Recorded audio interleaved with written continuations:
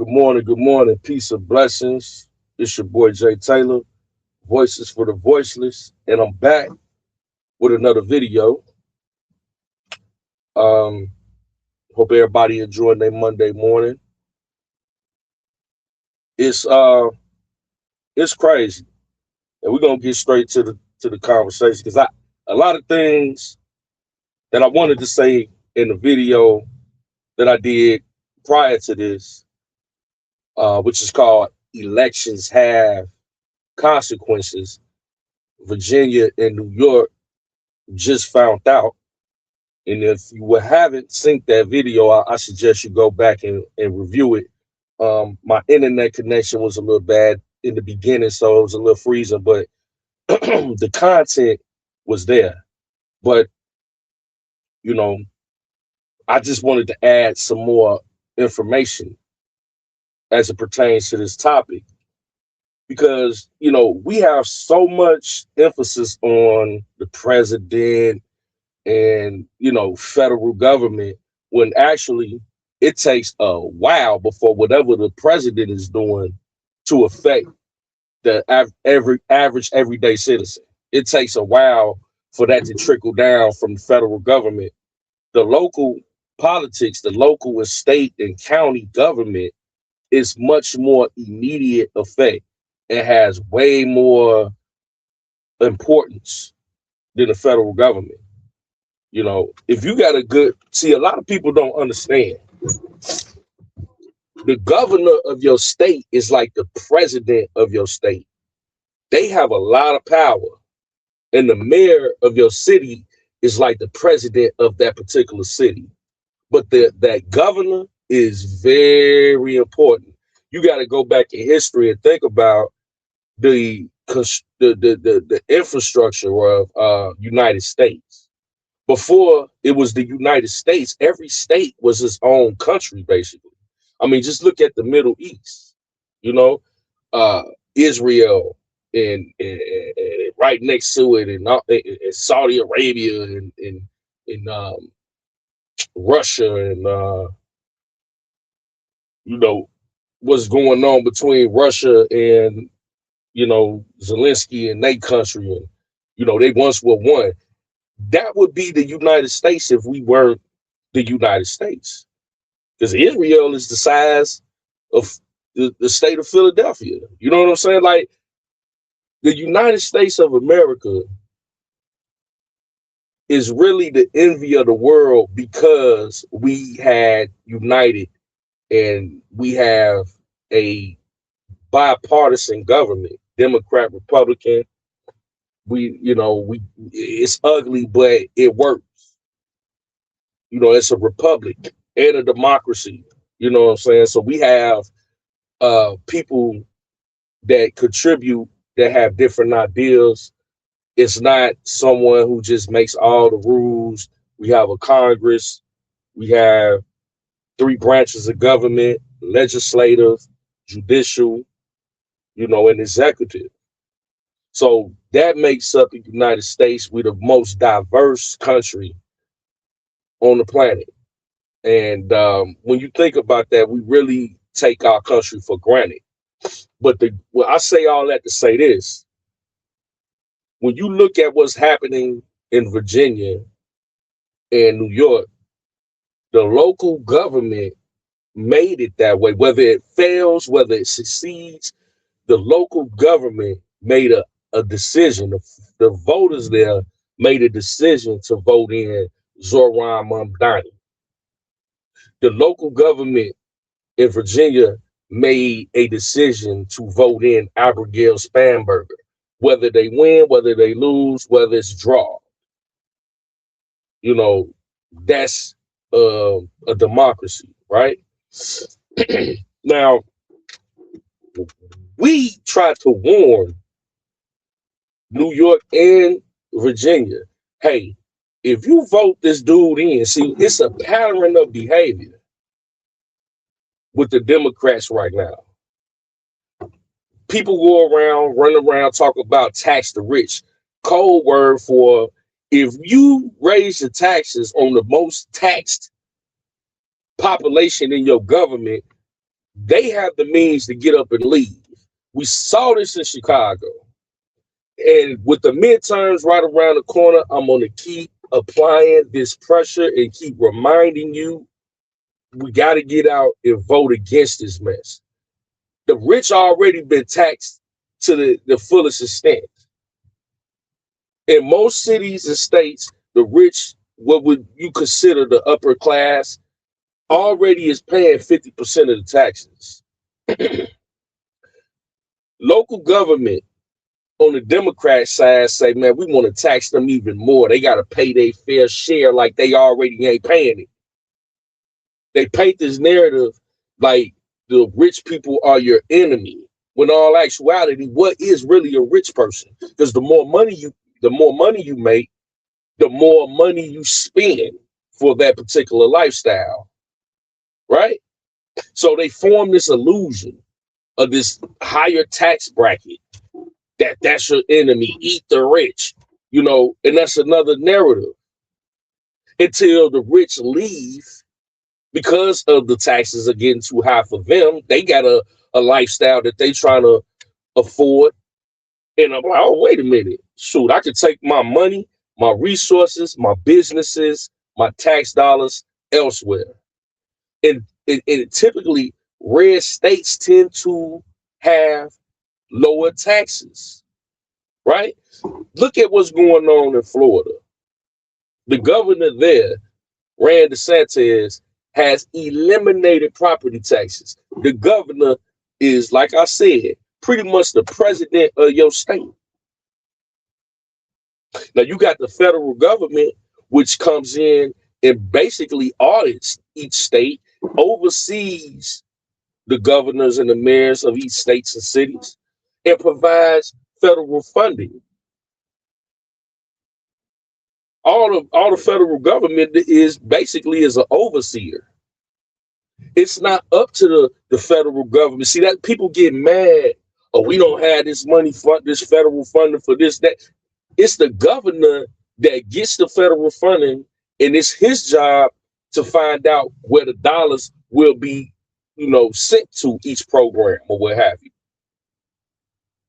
Now, what the problem that we're having is in Illinois and Chicago is that in states like Chicago and Minnesota, and they don't want to give the federal government the information to show where the money is being allocated towards.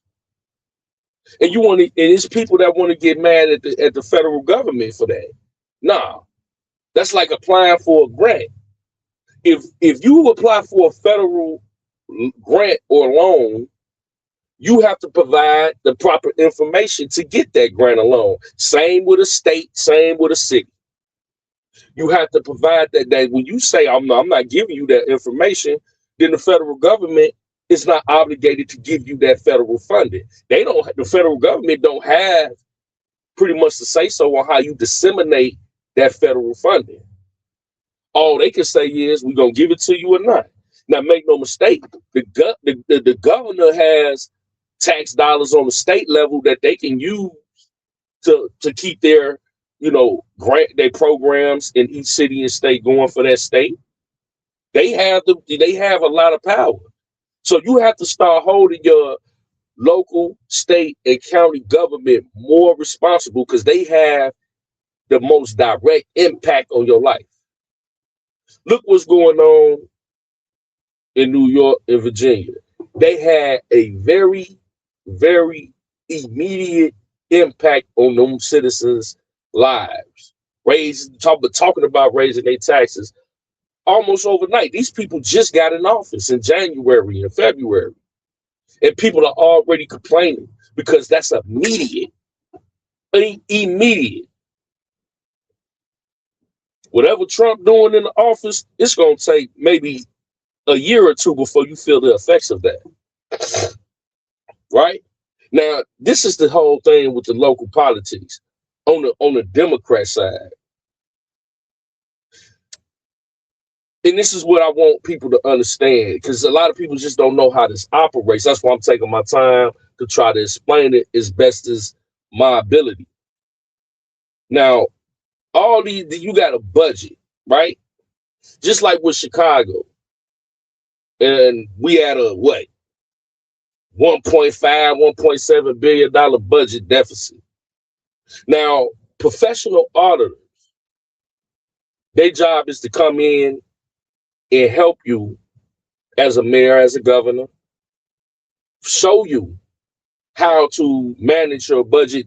They give you suggestions on what you should do to bring that deficit down, hopefully put you at zero, or even better, put you in the green.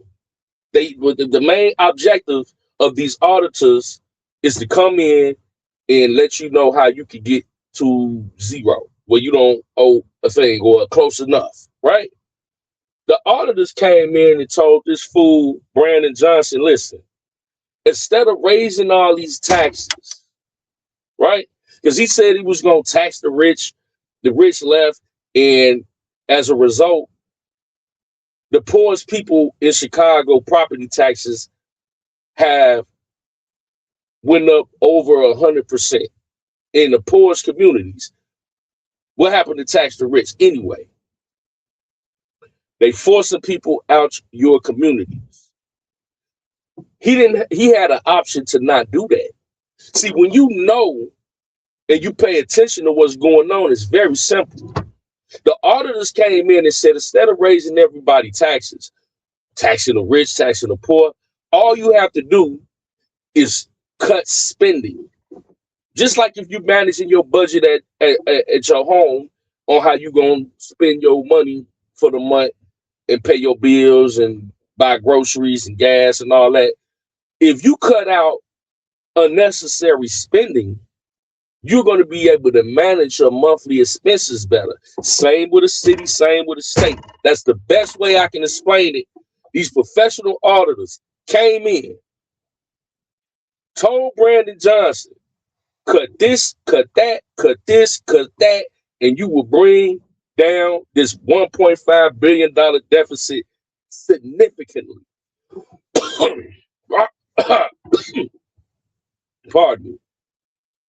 Brandon Johnson told them auditors, no, I'm just going to raise this tax, that tax, this tax instead. How stupid is that? Like I said, you sit down with your monthly budget on what you can spend, how much your overhead is, and instead of saying cutting this out, cutting that out, that's unnecessary, I'm going to double down on buying food, outside food every day for lunch. I'm going to tax myself by buying more shoes and clothes and unnecessary things, which will put me in the red instead of cutting out these things. That's basically the best way I can explain it. It's ass backwards. But that's what these Democrat leaderships are doing time and time and time and time again. It's a pattern of behavior. Their policies are detrimental to the taxpaying citizens. These people are paid by our tax dollars, and they are making stupid decisions on purpose. They don't want to cut spending, and I'm going to tell you why. Because they're funneling a lot of that money back into their own pockets. That's why a lot of them don't want ICE in the federal government. It ain't because they trying to protect illegal immigrants. They don't want the federal government to come in and oversee their budget, open up their books. They don't want them to see where that money is going. Because 9 times out of 10, newsflash, it ain't going to illegal immigrants' pockets. Yeah, they get a little bit of that money, but it's going right back into the Democrats' pockets. It's money laundering at its finest on a government scale, local and state politics. So what do we do? What do we do? We sit here and let them play with us and divide us over race, religion, color, party. They keep us divided. The American citizens, we sit up here and argue over the dumbest things while they could care less about it. They could care less about it. Now, what red, blue, Democrat, Republican, yeah, wings of the same bird. But if you notice what Trump is doing, he's always talking about cutting spending. He came in the game with Elon Musk and Doge, and the Democrat Party went crazy. Why? Because when Elon Musk started pointing out all the goofy stuff we were spending, all these millions and billions of dollars to do studies on transgender mice in Zimbabwe and all this silly stuff we found out we were spending money on, where you think that money was really going? And why did the Democrats care so much, where to the point where they start blowing up Tesla dealerships and protesting and all this? So because that was their extra money that they was money laundering to themselves. America had been sold out a long time ago.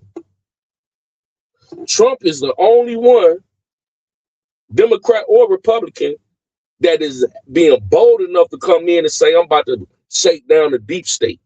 Why you think they just tried to assassinate this man again the other day? Whether you like him or not, that's one thing that you have to take a note. Both parties can be, wings of the same bird. But what Trump is doing, he's an anomaly. He's different when it comes to that. America first. We gonna take the money and give it back to the people, the tax dollars that they spend. The government works for us. We don't work for them.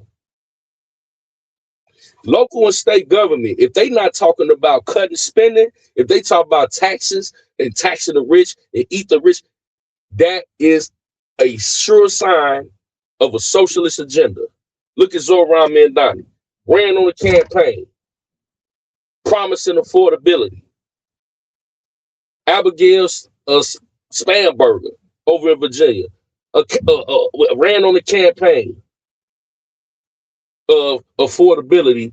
Soon as they get in office, raise or trying to raise your taxes significantly.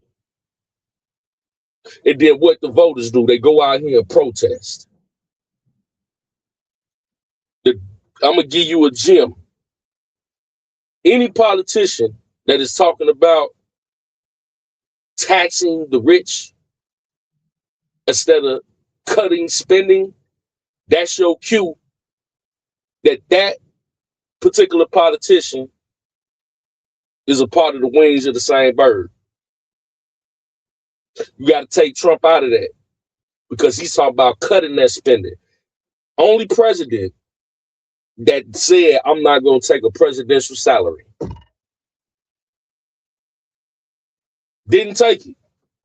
His first term or this term. Say what you say about the man, but those are the facts, right? Now, I'm going to leave you with this. Once again, local politics is more important than federal politics, because you can have a jerk in office as the president, but if your state has a great governor and a great mayor, you can survive it without really feeling too much of the effects.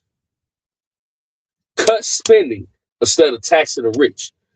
That is the objective. It's your boy Jay Taylor, Voices for the Voiceless. We love y'all. Until next time, we shall see you soon. Peace and blessings.